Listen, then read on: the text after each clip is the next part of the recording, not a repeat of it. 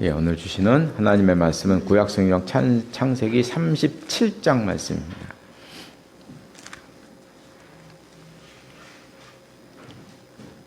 구약성경 58쪽에 있습니다. 창세기 37장 23절에서 36절 말씀, 23절에서 36절 말씀까지 한 절씩 교독하시겠습니다. 제가 먼저 23절을 읽겠습니다. 요셉이 형들에게 이르매 그의 형들이 요셉의 옷 곧 그가 입은 채색 옷을 벗기고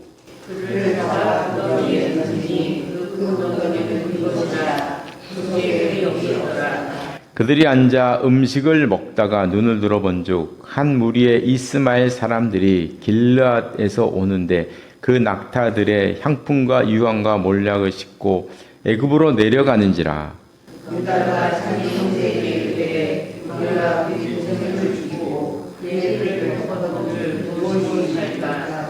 자, 그를 이스마엘 사람들에게 팔고 그에게 우리 손을 대지 말자. 그는 우리의 동생이요 우리의 혈육이니라 하며 그의 형제들이 청종하였더라.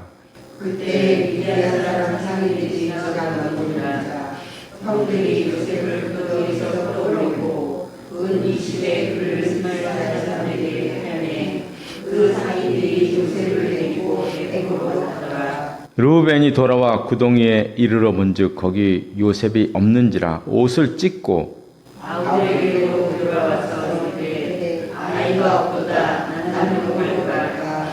그들이 요셉의 옷을 가져다가 순염소를 죽여 그 옷을 피에 적시고 그의 채색 옷을 보여 그의 아버지에게로 가져와서 이르되 우리가 이것을 발견하였으니 아버지 아들의 주사가 없어서네.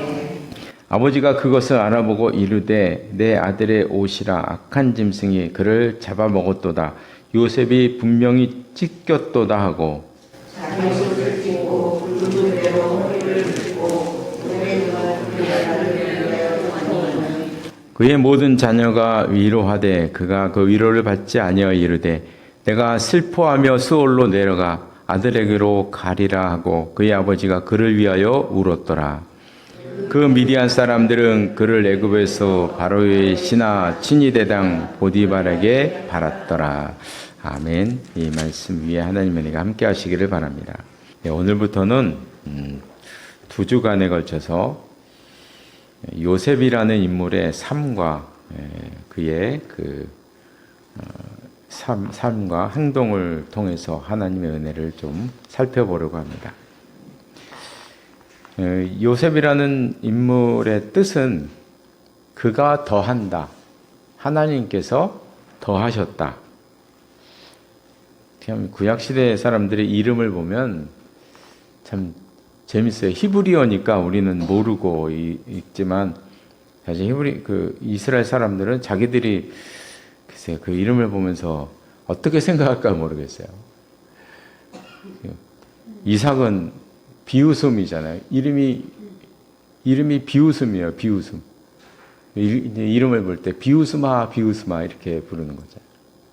요셉도 이제 그가 더한다. 야곱은 11번째로 이 요셉을 얻었는데요. 이 야곱이 바로 자기가 그렇게 사랑했던 여인 라헬의 아들입니다. 11번째 아들을 낳았거든요. 그러니까 10번째 아들 낳을 때까지 라헬이 아들을 못 낳았잖아요. 그러니까 하나님이 나한테 안 주셨구나. 포기했는데 주신 아들이에요. 그러니까 그가 이제 하나님이 더했다.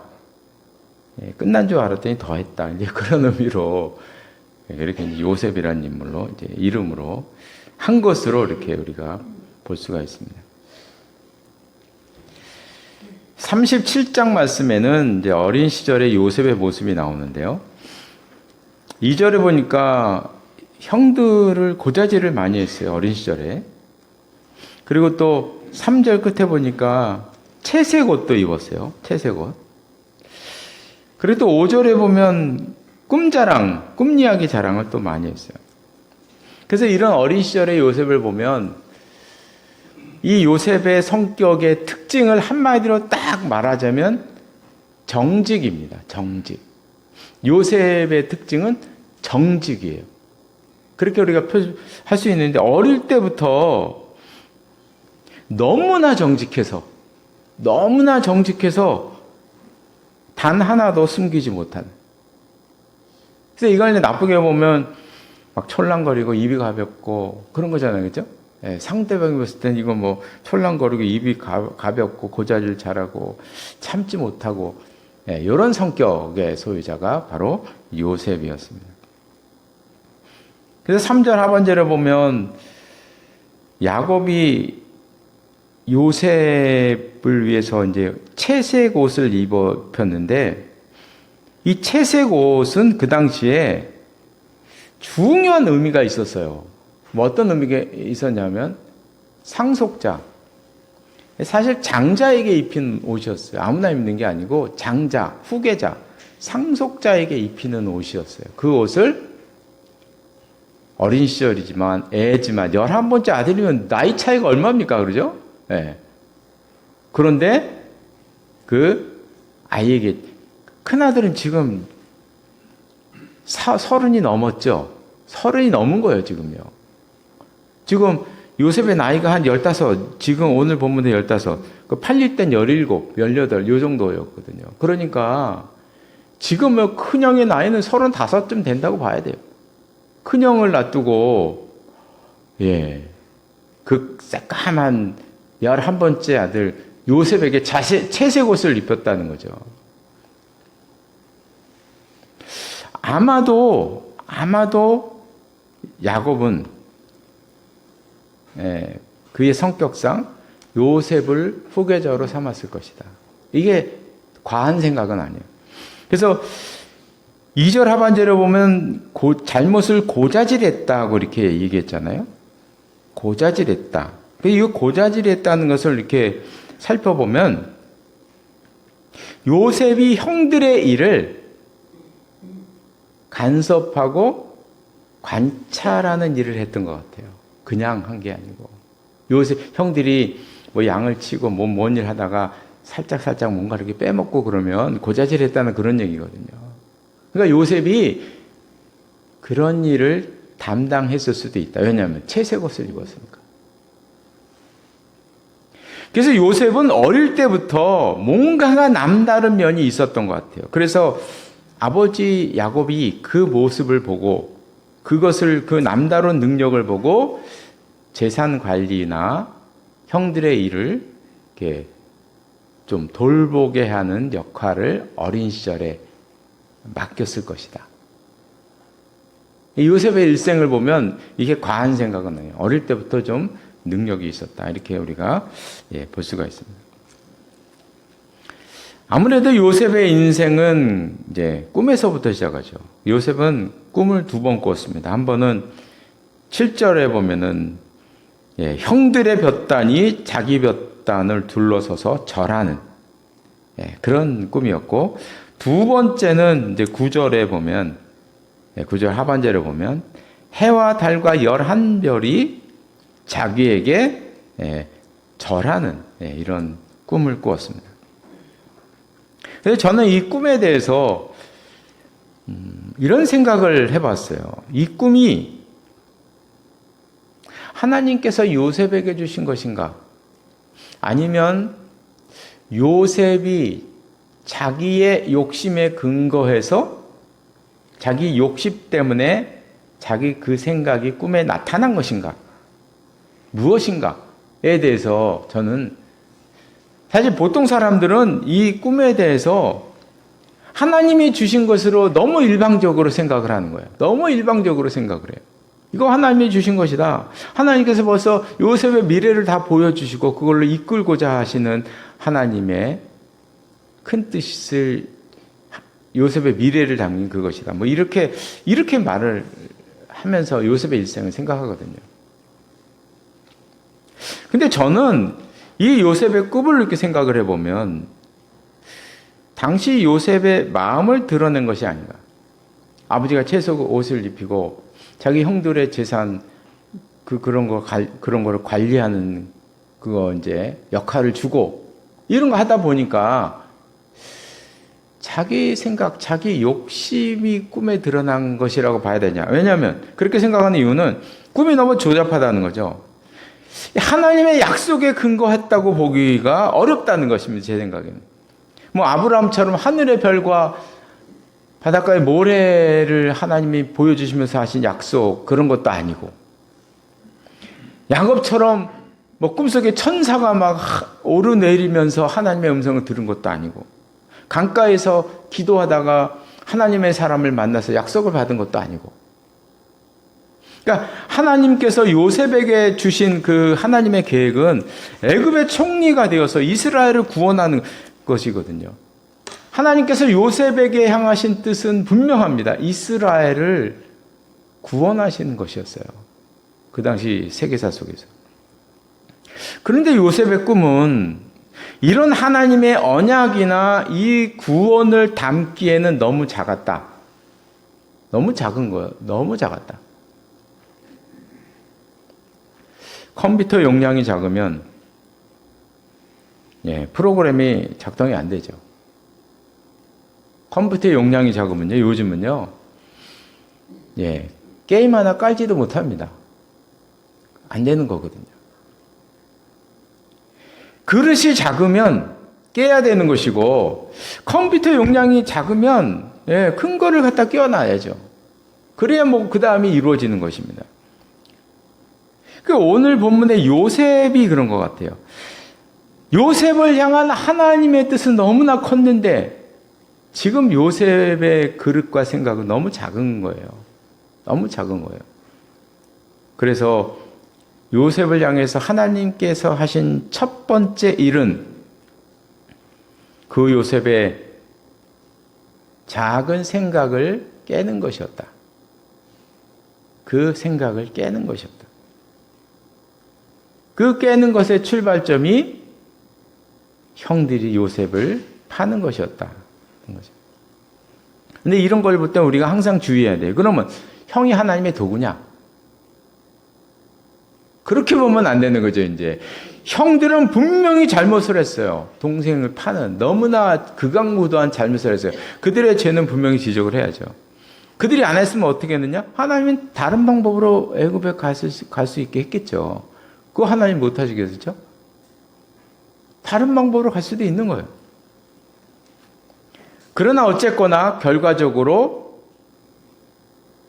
형들 손에 의해서 애굽으로 팔려가는 그 사건을 통해서 하나님께서는 요셉의 작은 그릇, 작은 생각을 깨뜨려 버리시고 하나님의 큰 구원을 담는 그릇으로 넓혀가기 시작하셨다는 것이죠.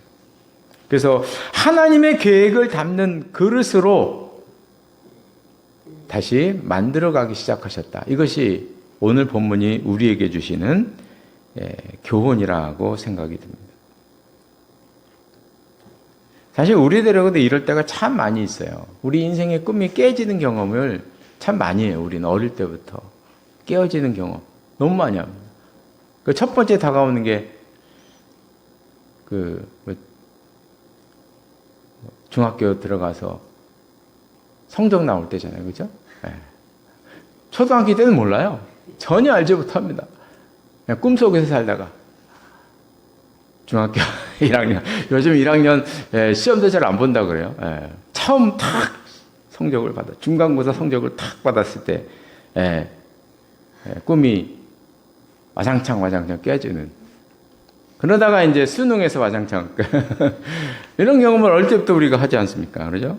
그러나 우리가 실망하지 말아야 됩니다. 왜냐하면 하나님은 우리를 어릴 때부터 우리의 그릇을 만들기 위해서 하나님은 작업하시는 중이거든요. 우리를 작업하시죠. 그래서 항상 내 꿈이 깨질 때 우리는 기대감을 가져야 합니다. 하나님이 원하시는 그릇은 도대체 무엇일까? 내 자녀의 꿈이 와장창 깨질 때 도대체 내 자녀에 대한 하나님의 그릇은 어떤 것일까? 기대감. 기대감 갖기가 쉽지가 않습니다. 이제 조금 지나면 이렇게 정신이 딱 차릴 때가 와요. 그죠? 그 기대감. 우리 인생에서 인생이 변할 때 그때 이제 하나님에 대한 기대감을 가질 수가 있다는 거예요.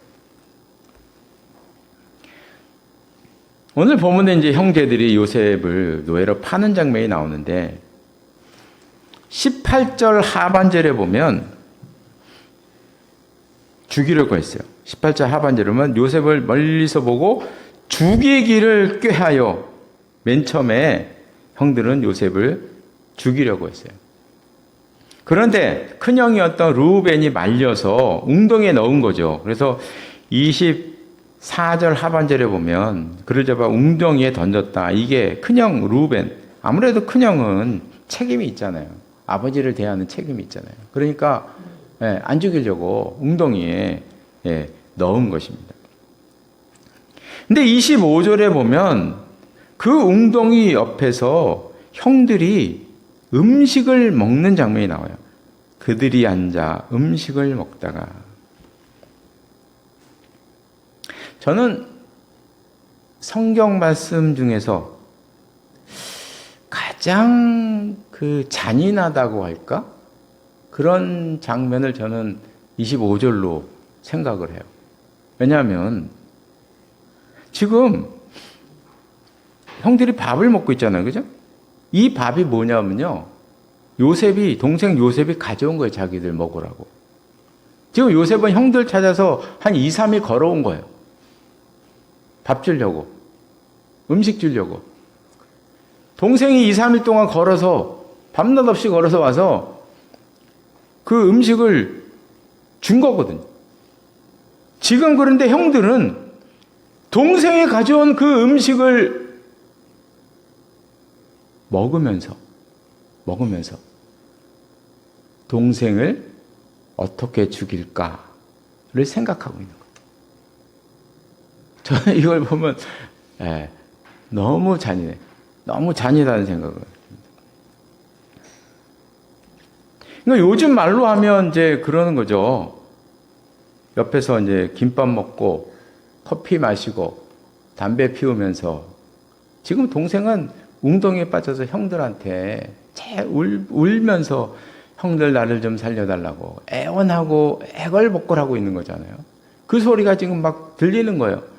그런데 자기들은 김밥 먹고 그것도 동생이 가져온 자기들을 위해서 가져온 김밥 먹으면서 커피를 마시고 담배를 피우면서 생각하는 거예요. 그러면서 어떻게 하면 동생을 효과적으로 죽일까?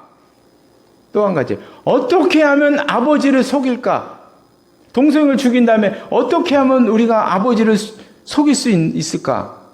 이거를 지금 밥 먹으면서 논의하고 있는 거잖아요. 형들이.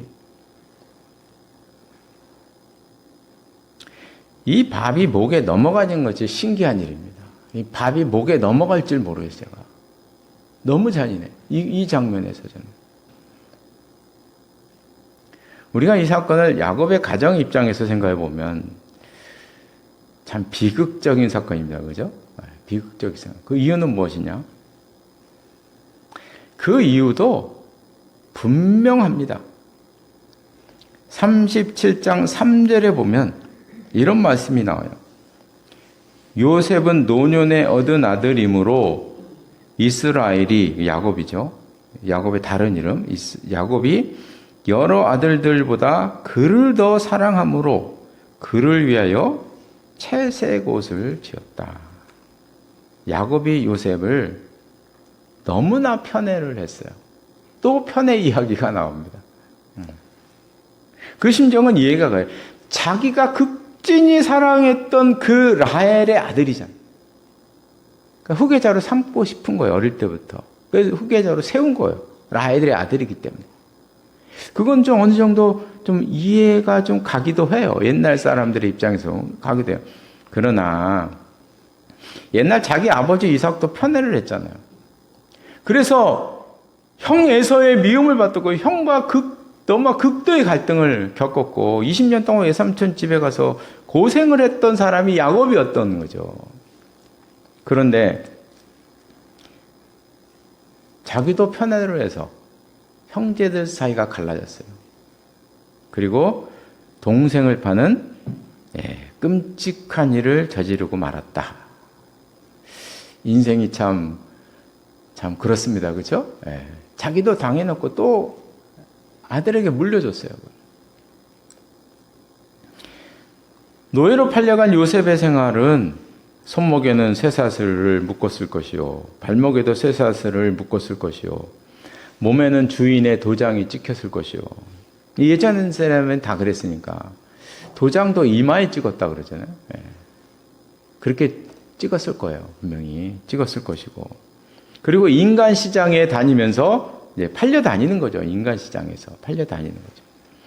그러던 어느 날 한 사람을 만났는데 36절에 보니까 인간 시장에서, 노예 시장에서 보디발이라는 한 사람을 만나게 됩니다. 요셉은 이제 그 집에서 인정을 받게 되었는데, 요셉은 예전에 사실 아버지 야곱이 라헬의 아들이기 때문에 사랑했던 것도 있지만 사실 본래부터 똑똑했어요, 요셉이. 그래서 그 어린 시절부터 뭔가 임무를 줬어요. 그 자기 재산에 대한 관리하는 임무를 일부를 줬어요, 어린 시절부터 분명히. 네. 그리고 본래 그는 너무 정직했던 사람이에요. 능력도 있던 사람이에요.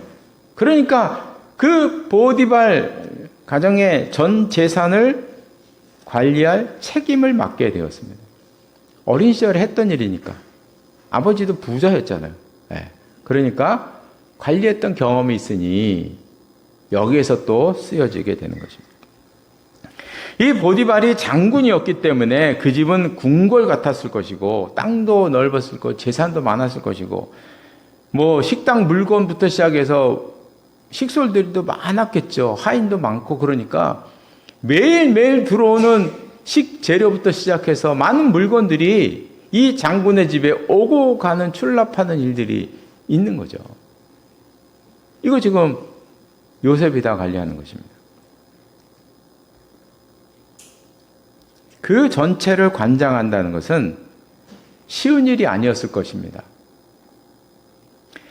너무나 흥미로운 것은 이 일이 나중에 애굽의 총리가 되었을 때 그 사역의 기반이 되었다 하는 거죠. 우리가 이제 요셉이 나중에 애굽의 총리가 되었잖아요. 이 총리가 되었을 때 몇 가지 의문이 있어요. 그 중에 하나는, 요셉이 노예였던 요셉이 어느 날 갑자기 총리가 된다고 일을 할 수 있나요? 이거 너무나 힘든 일이거든요. 감옥에 갇힌 노예가 어느 날 갑자기 너 오늘부터 총리해 그런다고 총리가 되냐고요. 그 총리 일을 할 수 있느냐고요. 그게 가능한 일입니까? 요셉은 감당했어요. 왜냐하면 요셉이 총리가 돼서 한 일을 생각해 보면 그때는 기근을 대비하는 거였잖아요. 그러니까 창고 세우고 사람을 세워서 그 곡식을 출납하는 거잖아요. 곡식 출납하고 사람 사용해서 하는 거예요. 요셉은 이 일을 보디발의 집에서 다 했던 일입니다. 보디발의 집에서 이 일을 다 했던 거예요. 그 일을 이제 보디발에서는 좀 작았겠죠. 아무리 장군의 집에. 그러나 총리는 이제 국가적인 일을 하는 것이죠. 그러나 알고 보면 그 일이 그 일인 것입니다. 이 보디발의 집은 궁궐의 축소판이었고 나라의 축소판이었습니다. 관리 경험을 미리 한 것입니다. 하나님은 미리미리 훈련을 시키셨다. 이렇게 우리가 볼 수가 있는 것입니다. 그래서 요셉이 우리가 이제 노예였던 것을 생각해 보면 장군 집의 가정 총무가 되었다. 이것은 노예 신분에서 보면 올라갈 수 있는 최고의 자리입니다. 그렇지 않을까요? 네. 노예가 장군의 집에 들어갔어요. 그럼 최고로 올라갈 수 있는 자리가 그 지배인이죠. 가정 총무가 되는 거잖아요. 그 이상 올라갈 수 있는 일이 있을까요? 네. 최고의 자리에 올라갔고 이제 고생이 다 끝났다고 볼 수 있는 자리입니다. 그런데 또 다른 문제가 다가옵니다. 그게 이제 39장에 나오고 있는 아주 유명한 사건이죠. 요셉을 관심 있게 보고 있던 한 여인, 보디발의 아내가 남편이 없는 사이에 요셉을 탐했다는 것입니다. 사실 지금까지 요셉은 이를 악물고 살아온 것입니다. 노예에서 가정 충모되는 거 쉬운 일이 아니거든요. 일도 잘해야죠. 능력도 있어야죠. 성실해야죠. 성품도 좋아야죠. 사람들도 다 잘 다스려야죠. 요셉은 지금 이 엄청난 일을 전부 다 감당한 거예요. 그 어려운 일들을 해낸 것입니다. 그래서 이제 좀 쉴 수도 있는 때가 되었습니다. 그런데 그때 바로 인생 최대의 위기를 맞이하게 되었다. 이 문제를 맞이했을 때 39장 9절 말씀에 보면 정면 돌파를 하죠. 9절 끝에 보면 이런 말을 해요. 내가 어찌하여 큰 악을 행하여 어찌 이 큰 악을 행하여 하나님께 죄를 지으리까. 요셉은 보디발의 아내를 범하는 것을 보디발에게 죄 짓는다고 생각을 안 했어요. 이게 중요한 것입니다. 이 말씀에서는 이게 중요한 거예요. 내가 어떻게 내 주인에게 죄를 범하겠습니까? 이렇게 말해야 정상인데 지금 요셉은 그렇게 말하지 않았어요. 하나님께 죄를 짓는 것이라고 말을 했다는 것입니다. 사실 우리는 요셉의 일생을 이렇게 생각을 해보면 요셉이 노예로 팔려가서 인간 시장에서 이렇게 팔려 다녔던 것을 우리가 상상을 해보면 요셉은 사실 신앙을 버릴 충분한 환경과 조건이 있었어요. 요셉은 하나님을 버리고 신앙을 지키지 않아도 되는 환경이었고요. 아무도 요셉에게 뭐라고 할 사람도 없었어요. 상관도 없었어요. 그 상관하는 사람이 있나요? 자기 혼자밖에 없었는데. 그러나 그런 환경 가운데서도 요셉은 하나님을 생각하고 있었다는 것. 이게 요셉을 보면서 놀라운 일인 거죠. 놀라운 일입니다. 이제 말씀을 마치겠습니다. 요셉이 노예 생활한 것을 생각해 보면 거의 6년에서 7년 정도로 생각이 들어요. 한 6년, 7년 정도 노예 생활하다가 가정 총무가 되었다. 이렇게 우리가 예상을 해보는데요. 그 피말리는 그 상황 속에서도 요셉이 하나님을 생각하고 있었다는 것이죠. 부모님을 떠나서 손과 발에 쇠고랑을 차고 수레에 끌려갈 때에도 그는 하나님을 생각했고요. 형들에 대한 배신감으로 막 치가 떨릴 때에도 그는 하나님을 생각했고요. 인간 시장에서 갖은 모욕을 당하면서 팔려나갈 때도 그는 하나님을 생각했고요.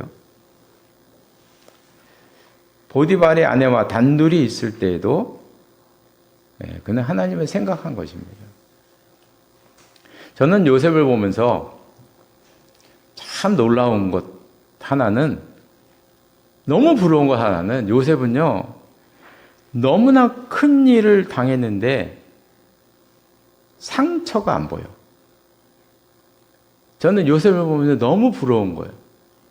그 마음의 상처가, 요셉은 정말 안 보이는 분이에요. 이분은 상처가 막 분노가 났다든지 뭐 괴로워했다든지 복수심이 있다든지 뭐 이런 거 털끝말끝도 없어요. 어떻게 이렇게 이런 생활을 했는데 이렇게 마음이 평화로울 수 있을까?